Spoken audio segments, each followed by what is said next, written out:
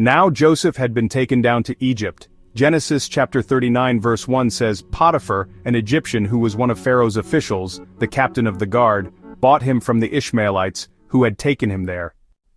Genesis chapter 39 verses 2 and 3 continues, The Lord was with Joseph so that he prospered, and he lived in the house of his Egyptian master. When his master saw that the Lord was with him, and that the Lord gave him success in everything he did. Genesis chapter 39 verses 4 through 6 says, Joseph found favor in his eyes, and became his attendant. Potiphar put him in charge of his household. With Joseph in charge, he did not concern himself with anything except the food he ate.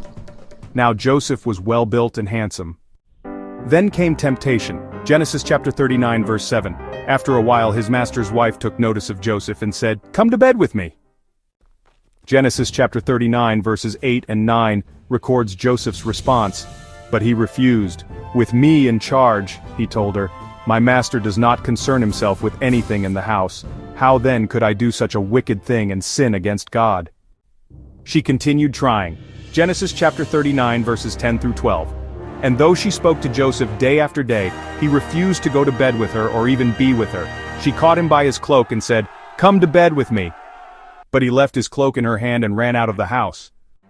Genesis chapter 39 verses 13 through 18 tells how she falsely accused him, and then in verses 19 and 20 it says, When his master heard the story his wife told him, he burned with anger. Joseph's master took him and put him in prison, the place where the king's prisoners were confined. Yet God was still with Joseph. Genesis chapter 39 verses 21 through 23 says, The Lord was with him. He showed him kindness, and granted him favor in the eyes of the prison warden. The Lord was with Joseph, and gave him success in whatever he did.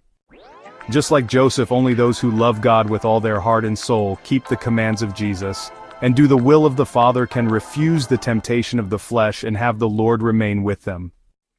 As Jesus said in John chapter 14 verse 23, Anyone who loves me will obey my teaching. My Father will love them, and we will come to them, and make our home with them.